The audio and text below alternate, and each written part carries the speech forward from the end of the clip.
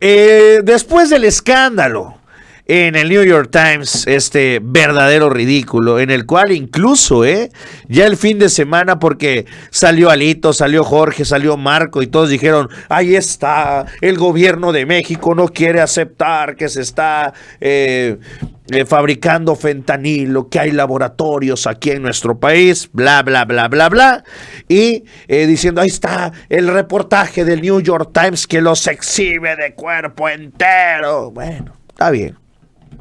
¿Qué pasó?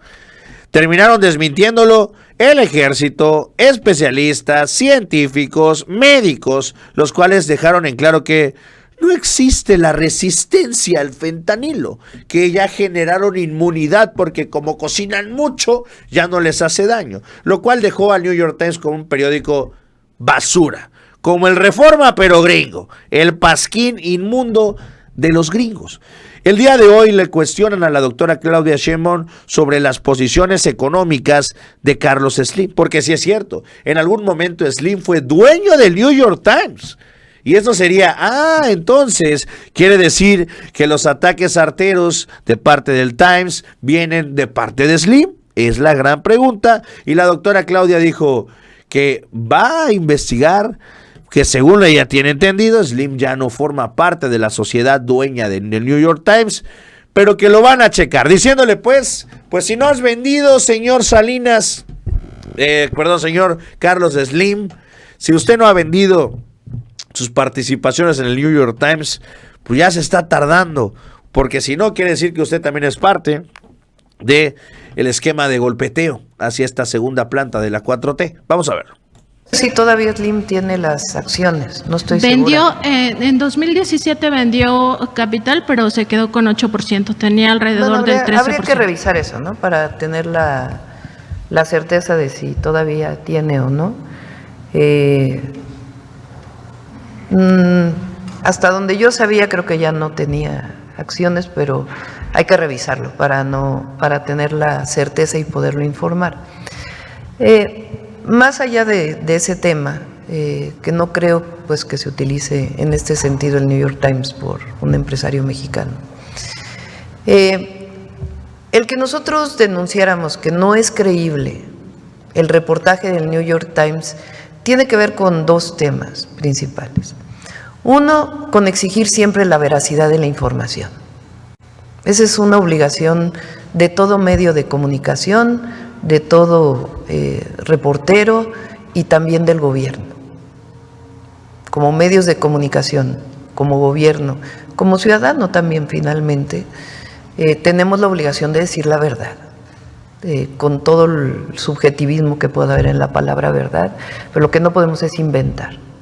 Entonces, eso es lo primero, la veracidad de la información. Y por eso invitamos a personas que se han dedicado a este tema para informar si era posible que en una cocina como la que se presentó se estuviera fabricando fentanilo. Entonces, eso es lo primero. Lo segundo, nosotros combatimos la distribución de fentanilo en nuestro país, sea que vaya a Estados Unidos o que sea para distribución nacional. Es una droga ilegal que tiene que combatirse.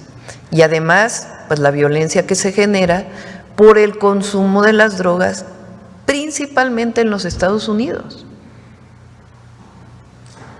Entonces, por supuesto que combatimos la delincuencia organizada y la estrategia que tenemos para disminuir la impunidad, cero impunidad como llamamos, y al mismo tiempo atender las causas. Es decir, veracidad en la información, estrategia de seguridad. Pero lo tercero, y que es muy importante, ¿qué es lo que presentamos aquí?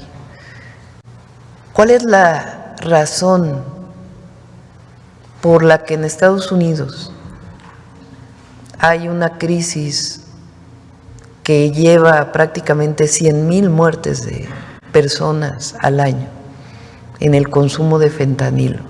Que nosotros además tenemos que colaborar con Estados Unidos hasta por razones humanitarias, porque nosotros, pues evidentemente a cualquier ser humano nos duele que haya una crisis de consumo de opioides y particularmente de fentanilo que lleve a la muerte de cualquier persona.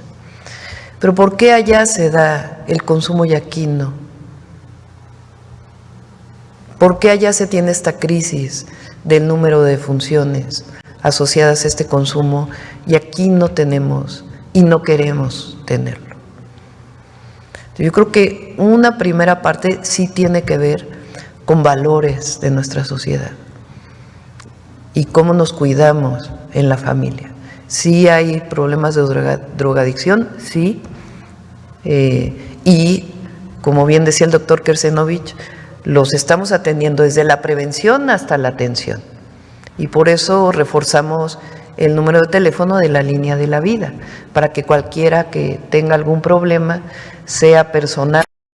Bueno, pues ahí está la respuesta también hacia el propio Carlos Slim, ¿no? Que bueno, se supone tiene el 8%, no se sabe bien, pero la realidad es que sí se ve muy mal si tiene inversiones realmente en el New York Times después de la exhibida brutal que le dieron estos últimos días. Repito, le estaba yo comentando incluso el mismo sábado, Rubén Moreira, que es parte, creo que es el coordinador de la bancada del PRI en la Cámara de Diputados, terminó aceptando que sí es cierto que esto que sacó el New York Times, pues al parecer era un juego para intentar engañar y para presión de parte del gobierno de los Estados Unidos para declarar a los cárteles de la droga como terroristas. Es decir, hasta los mismos priistas le terminaron dando la razón a Morena sobre esta montaje de parte del New York Times. Vámonos.